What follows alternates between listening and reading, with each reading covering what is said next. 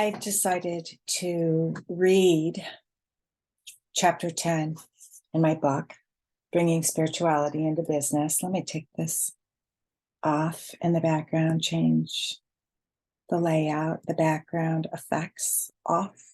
Yes. Clear vision, possible for all of us. This is a guide to know yourself, grow yourself, to live your life from an empowered point. Chapter 10 is a summary of all the first 9 chapters, and it's laid the foundation for where we go forward, how we take this information forward. And I said last week, chapter 9 was super powerful because we talked about design or default. Are you living your life by your own design or on default, following the leadership, the herd mentality, trying to be normal, trying to fit in? Chapter 10 takes us a little bit deeper. And it's so powerful, I want to share it aloud so that you can listen to it instead of rereading it. You can just play it through YouTube or wherever I upload this to, and you'll be able to hear it read to you. So without further ado, the title of the chapter is Who Are You Being? It starts out, who are you? Who are you being? Are you present in your life? Is your focus more on doing and what you need to do, or more on who you are being? Who are you becoming? Are you fully empowering yourself in all areas of life? These questions call you to reflect on the masks that you wear, the roles that you play, the stories you tell, the beliefs you hold, and the version of you that others see. They cause you to observe who you're being. Who you're being is the B in the ABCs to master you and your results. The human experience is so complex and multidimensional. Bringing spirituality into business will focus on who you're being in relation to your 4 intelligence systems. There was no training, teaching, or learning in our homes, schools, or society that directly taught you how to be the best version of you. Instead, society, schools, and often your own parents strived to teach you to be normal, to be accepted, and to fit in. Nowhere are you taught to be yourself. Nowhere are you taught to be authentically you. Nowhere are you taught to be empowered. Nowhere are you taught to be resourced. Nowhere are you taught to be happy. Nowhere are you taught to be well. Nowhere are you taught to love yourself, to be kind and compassionate with yourself, or to heal the wounded and hurt aspects of yourself. Nowhere in our education system are you taught that happiness, peace, and love come from within. We have become a society that seeks joy, peace, and love outside ourselves. That is, unless you've had conscious and awake parents or caregivers. No school teaches children or adults how to have peace, happiness, and love within. No schooling or education teaches self-awareness, reflection, knowing yourself, and understanding what you see, feel, and bring to your awareness, nor how to use what you see, feel, and observe. But you were taught to follow the rules. You're taught to fit in. You were taught to conform. You were taught to do what you were told, and by doing this, to please others. While I'm certainly not dissing following rules, I'm wanting to raise awareness to who you're being and to the many conditionings that may affect and influence who you're being. Where are you out of alignment with your higher self? Where are you out of integrity? Integrity is the quality of being honest and having strong moral principles. Integrity is a state of being whole and undivided. We live by And I teach 5 types of integrity: physical integrity, resource integrity, identity integrity, mental integrity, and energy integrity. A great evolution is underway. Planet Earth is evolving, and all the people on Earth are evolving with her. We've pushed so far out of the natural and organic aspects that fuel us and are out of integrity. We've lost our inner guidance and begun to listen to and follow the beliefs of others without discerning our own truth. We've become intoxicated in this surrendering of power, intelligence, integrity, and authority. We've become like puppets on a string, hypnotized into society's norms. We've become so programmed and controlled from our current level of consciousness, we can't even see what's going on. We have become the actors on the screen in a story that is not ours. As you mature and grow in your human experience, you will become aware of the patterns, the cycles, and the consistency of support that you have when you lean in to the observer. The observer honors and respects all aspects of you. The observer lets you recognize the ego, the chatty, quirky, and sometimes critical voice of your personality. The ego wants to be center stage. It knows what you want and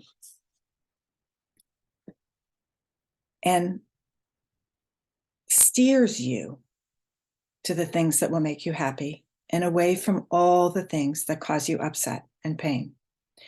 The ego can be bold and bossy, loud and obnoxious, or even quiet and shy. Both the ego and the observer want what's best for you. They both come at it in a completely different way. Some people on a spiritual path think that their aim should be to destroy and demolish the ego, but this is not so. As you take the observer role, you will slowly and gently begin to notice a quieting of your ego's voice, or at least a weakening of its constant and continuous need for drama. The voice of the ego tells you how to look, how other people judge you, what you need to do to be loved, and what you need to do or not do to get hurt. It's often the voice of the inner critic, complainer, judge, and jury. Furthermore, the judging and criticizing that goes on inside you is what you bring to the world.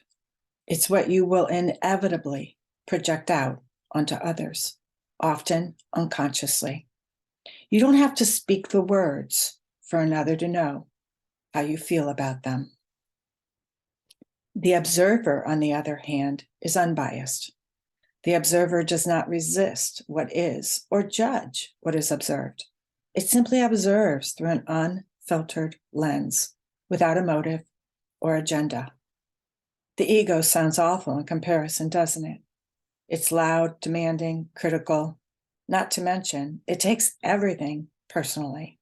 Poor me, they don't like me. I'm sad, I'm overweight, I'm depressed, unloved, unworthy.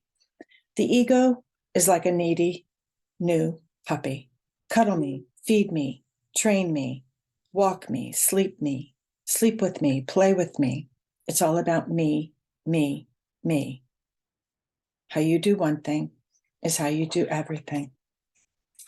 Conditioning. In order for you to guide your evolution and live by your design and not by default, it's important to understand the conditioning that has been put upon you. Every human experience is layered in conditioning. Think of this conditioning as a program in your operating system. This programming can range in scope from the trauma your family endured during wartime or poverty to the potential of your skills and talents that you're here to uncover and develop. You came into this life experience, this incarnation, with conditions from the past. Think history and generations and conditioning that support you and who you're becoming. You might be a person who is greatly affected by your conditioning and up until now, unable to move beyond the suffering and constraints. You might be a person who's totally unaware of your conditioning. You might be a person who has been doing a lot of deconditioning and becoming aware of the conditioning that doesn't serve you, the conditioning that may limit your growth and potential.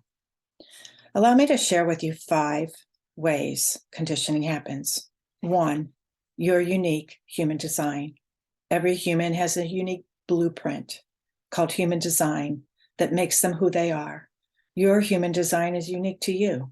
It includes your gifts, talents, and treasures that you're here to share with the world.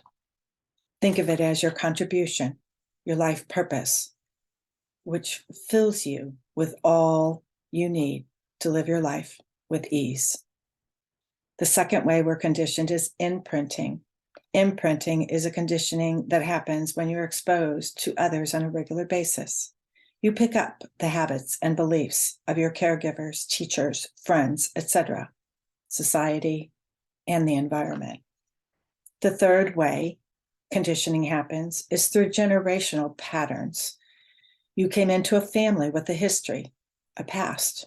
This history is the generational patterns that add to your conditioning, like cultural beliefs, habits, and traditions. The fourth way that you're conditioned is with epigenetics. This is your unique gene expression. Genetic changes alter which protein is made. Epigenetic changes affect gene expression to turn genes off and on. Lifestyle, environment, and behaviors like diet and exercise all result in epigenetic changes. And the fifth way that you are conditioned is through trauma. This can be mental or emotional distress, abuse, or harm, physical harm or abuse, or any unprocessed experience that leaves you with a highly charged, energetic response. All of your conditioning is either aiding you in being the authentic version of you, or it's hindering you. How will you know what's aiding you? By its effect on you, by how you feel and the results in your life. You see, you have all you need inside you, within you. Your greatness is recognized once you understand how to use all that you have. It's important to point out that of all 5 ways you've been conditioned, only one is everlasting and always acting on your behalf of your best self. It's your human design. The other 4 types of conditioning are often intended for your best self, and they're malleable, changeable, and not always of benefit to you being you. Of course, all conditioning aids in forming the life that you have. It all has some value in shaping the you that you are here to be. All conditioning will aid you in seeing a bigger picture of how, why, and what is going on within yourself. It's easy to diss what is, your perception of what's happening, when you're seeing it from a narrowed lens of vision. Don't be judgmental or critical. Be open and receptive to engage in understanding yourself. Take the example of an introverted child growing up with 2 extroverted parents. The parents may work hard to make their child sociable and friendly to others, and may even force the child to try new things. This is conditioning. The well-meaning parents are intending to expose their child to what worked for them. These parents may attribute their success in their career and finding one another to their being socially confident. Therefore, their goal is to raise a socially confident child. However, the child may do best to explore the world at their own pace and comfort. The forcing of new people, places, and things upon the child could cause stimulation overload, thus cause the child to shut down or even act out. This one example could have a multitude of outcomes. In the worst case scenario, the child grows up feeling inadequate, never measuring up.